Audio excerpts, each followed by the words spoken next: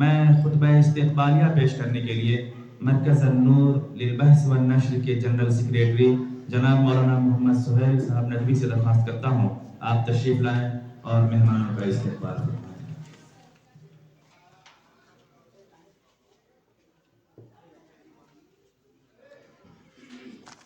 السلام علیکم ورحمۃ اللہ وبرکاتہ۔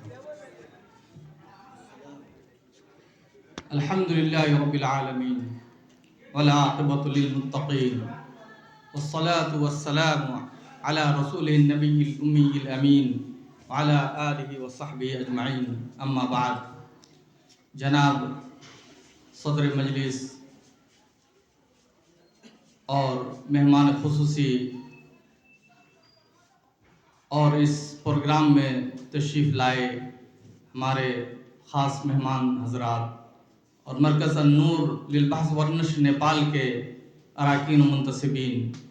اور دارالعلوم ہدایت الاسلام انروا کے اساتذہ اور طلباء، یہ ساداسی پروقار مجلس، پاکیزہ اور روح پرور ماحول، دارالعلوم ہدایت الاسلام کی علمی اور روحانی فضا، خانہ خدا کی سکینت فضا نشستگاہ، رنگ و آہنگ اور فانوس و قمقموں سے محروم ہوتے ہوئے بھی نور و یقین کی برسات، کہکشاؤں کی پھلجھڑی اور عزم و ہمت کی باد بہاری کے سبب ایسے منظرنامے تخلیق کر رہے ہیں جو سرزمین نیپال کی تاریخ میں پہلے رقم نہیں کیے گئے۔ مرکز النور للبحث والنشر نیپال کی جانب سے منعقد کیے جانے والے اس تاریخی سیمینار میں امت مسلمہ نیپال کے کشیدہ اعتراض یہاں جمع ہیں اور ہو رہے ہیں، اور ایک ایسے موضوع پر اظہار خیال اور سر جوڑ کر مسائل کا حل تلاش کرنے کی فکر و جستجو میں سرگرداں ہیں، جو ملک ملت کے لیے نہایت اہم بھی ہے اور نازک بھی،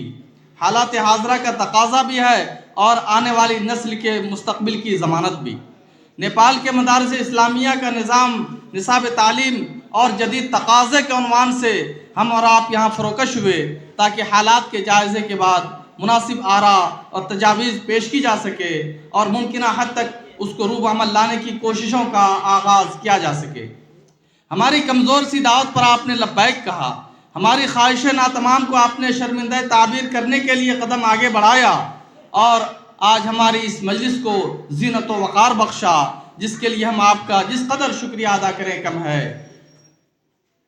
آپ کی زینت آوری ہمارے چمنستان دل میں گلفشانی اور عطربیزی کا نقیب ہے، ہمارے کاروان فکر و فن کے لیے بانگ رحیل اور سودائے خام کے لیے کامرانی و سربلندی کی دلیل ہے۔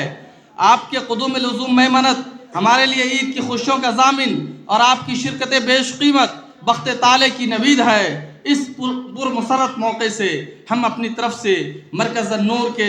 ذمہ داران اور منتسبین کی طرف سے خوش آمدید کہتے ہیں، اہلاً و سہلاً مرحباً بکم کہتے ہیں، گر قبول افتد زہ عز و شرف۔ حضرات گرامی، مدارس اسلامیہ ہمارے سماج اور معاشرے کا ایسا لازمی جز ہے جس سے غفلت و چشم پوشی کرنا کسی طرح ممکن نہیں۔ یہی مدارس ہمارے دین کے قلعے ہیں،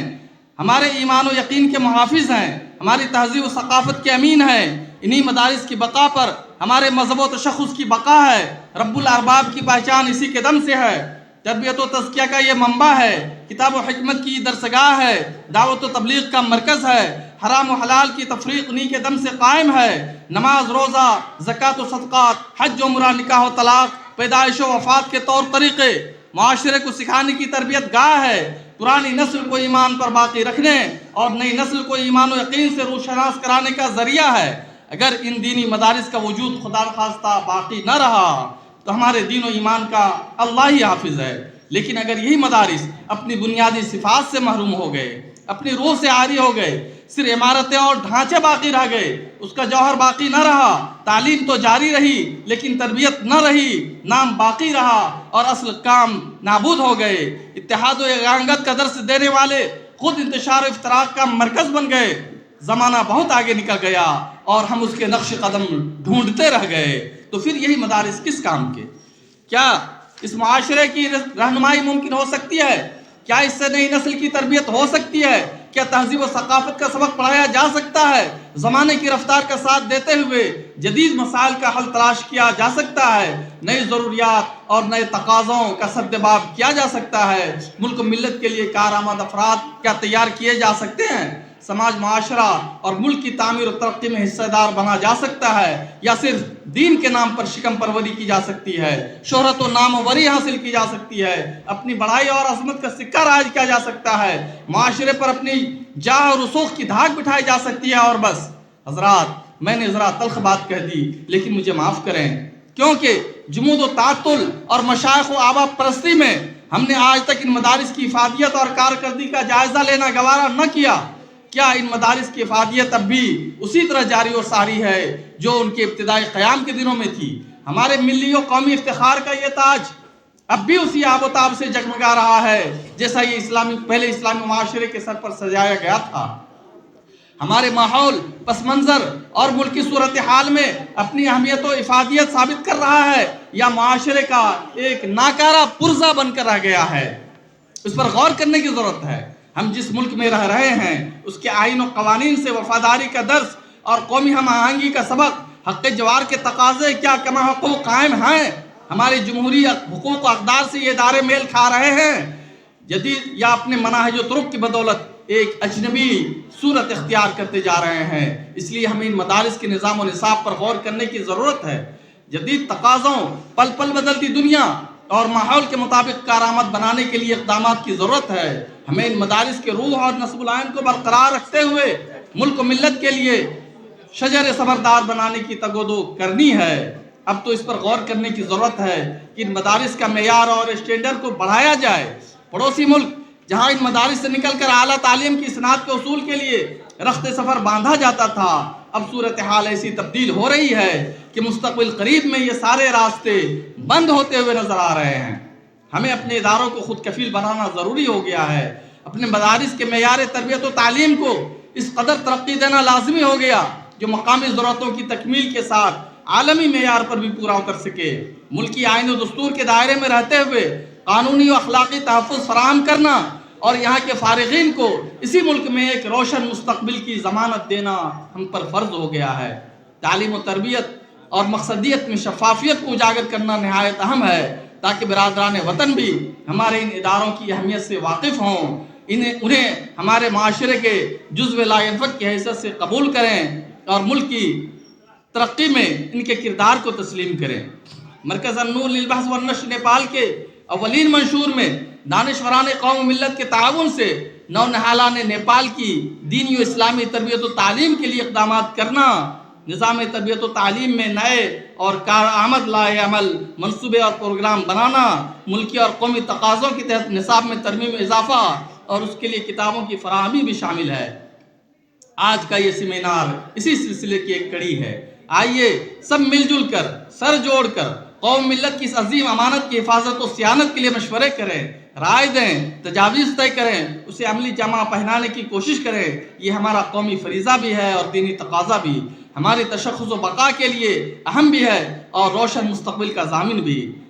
آخر میں ہم پھر آپ تمام حضرات کا پرزور استقبال کرتے ہیں، اپنی مسرتوں کا نذرانہ پیش کرتے ہیں اور اللہ سے دعا کرتے ہیں ہماری اور آپ کی یہ کوشش بارآور ہو اور امت مسلمہ نیپال کے حق میں خیر کا باعث ہو۔ حضرات، میرا ایک مقالہ بھی تھا جو میں نے اسی سیمینار کے لیے تحریر کیا تھا، لیکن ابھی جو صورتحال بن گئی ہے اس کی وجہ سے مجھے اپنے مقالے کا خلاصہ پیش کرنے کے لیے 3 منٹ کا وقت دیا گیا ہے، لہٰذا میں اپنے اس 3 منٹ کے وقت کو استعمال کرتے ہوئے اپنے مقالے کی تمہید اور ابتدائی باتوں کو میں حذف کر کے میں صرف ان بنیادی نکات کو مختصراً پیش کرنا چاہتا ہوں جو میرے مقالے کا جوہر ہے۔ تو میں نے اس سیمینار میں جو تجاویز پیش کی ہیں اور جو رائے دی ہیں ان کو میں مختصراً پیش کر رہا ہوں۔ نمبر 1، نیپال کے بیشتر مدارس میں مکتب کی تعلیم ہوتی ہے، انہیں مدرسہ اور جامعہ کا نام دے دیا جاتا ہے، جس سے یہ ظاہر ہوتا ہے کہ یہاں بڑے درجے تک کی تعلیم ہوتی ہے اور عالمیت، فضیلت، اس طرح کے ادارے ہوتے ہیں۔ تو ہمیں ہر مدرسے کو کیٹیگری وائز کرنا چاہیے، جہاں مکتب ہے اس کو مکتبی رہنے دیا جائے اور جو مدرسہ یا جامعہ کی تعلیم ہوتی ہے اسی حساب سے اس کو نام دیا جانا چاہیے۔ یہ میرا ایک مشورہ ہے۔ اور پھر اس میں ہر جگہ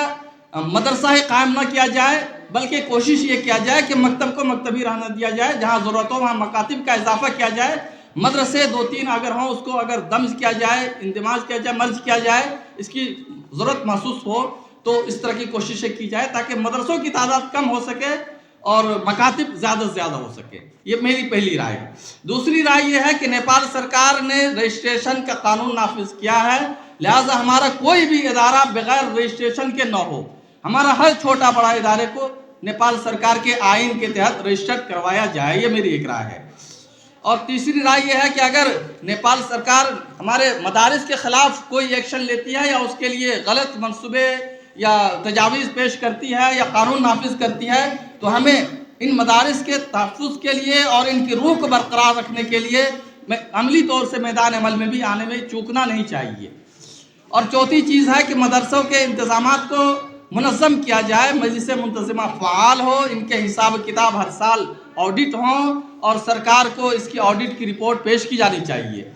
پانچویں چیز ہے کہ قرآن مدارس کے بنیادی مضامین جس میں قرآن و سنت، دینیات، اردو اور عربی کے مضامین ہیں، اس کے ساتھ نیپال سرکار نے جو مضامین ضروری قرار دیے ہیں،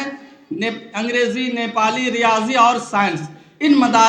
مدارس میں ان مضامین کو بھی لازماً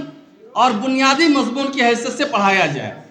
میری چھٹی رائے یہ ہے کہ جہاں ضلعی اور مرکزی امتحانات ہوتے ہیں جن مدارس کو رجسٹر کر کے، جیسے 8ویں کا یا 10ویں کا، اس طرح امتحانات میں حصہ لیا جائے۔ اور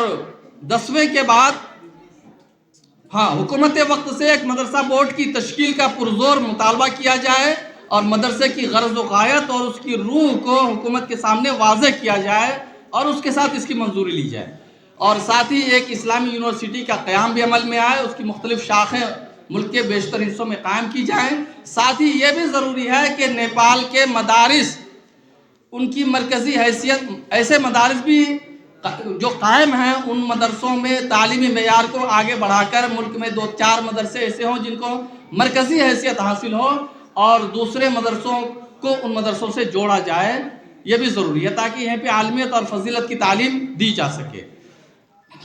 میری ایک رائے یہ بھی ہے کہ مدارس میں تربیت یافتہ اساتذہ ہی بحال کیے جائیں، بغیر تربیت کے کسی استاد کو بحال نہ کیا جائے۔ لیکن تربیت کے لیے بھی ہمارے پاس کوئی سینٹر، کوئی ادارہ ایسا قائم نہیں ہے، تو ہمارے بڑے اداروں کو اور ملی تنظیموں کو اس کا اہتمام کرنا چاہیے کہ وہ اساتذہ کی تربیت کا انتظام کرے اس کے لیے۔ اور صرف مدرسوں سے فارغ ہو کے آ جاتے ہیں اور صرف اپنے فراغت اور اسناد کی بنا پر کسی مدرسے میں پڑھائی کے لیے چلے جاتے ہیں، جس سے تربیت اور تعلیم کا نظم اچھا نہیں ہو پاتا ہے۔ لہٰذا جو بھی فارغ ہو کے آئیں اس کے لیے سب سے پہلے ضروری ہے کہ ان کی ٹریننگ دی جائے، 6 مہینے کی، سال بھر کی ٹریننگ ہو، اس کے امتحانات ہوں اور امتحانات میں وہ کامیاب ہو کر پھر کسی مدرسے میں اس کی بحالی کی جائے۔ اور اسی طرح مدارس کی توجہ اس پر مرکوز رہنی چاہیے کہ اپنے طلباء اور اساتذہ کے اندر ایمان و یقین کی روح پھونک دیں اور اس کے دل کی گہرائیوں میں اسلامی عقائد کو اس طرح راسخ کر دیں کہ اسلام، اس کے عقائد، اس کے طرز معاشرت اور زندگی میں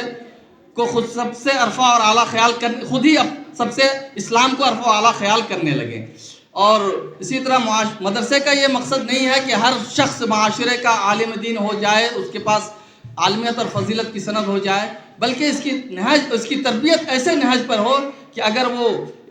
تجارت کرے تو ایماندار تاجر ہو، سیاست میں آئے تو اصول پسند سیاستداں ہو، اگر وہ کسان ہو تو وہ اسلامی اقدار کا حامل کسان ہو، اگر وہ مزدور ہو تو بے ایمانی سے پاک مزدور ہو۔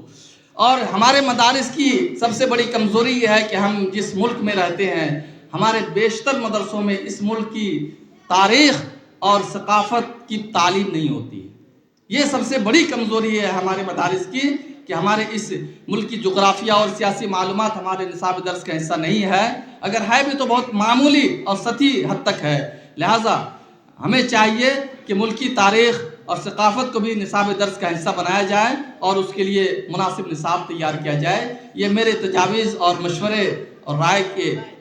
کا خلاصہ تھا جو میں نے آپ حضرات کے سامنے پیش کر دیا۔ آپ حضرات کا بہت بہت شکریہ، آپ حضرات یہاں تشریف لائے، اور پھر آخر میں آپ تمام حضرات کے شکریہ کے ساتھ میں آپ کو خیر مقدم کرتا ہوں اور آپ کا آنا مبارک ہو، آپ کا تشریف لانا یہاں مبارک ہو. وہ آئے گھر میں ہماری خدا کی قدرت ہے، کبھی ہم ان کو کبھی اپنے گھر کو دیکھتے ہیں. السلام علیکم ورحمۃ اللہ وبرکاتہ.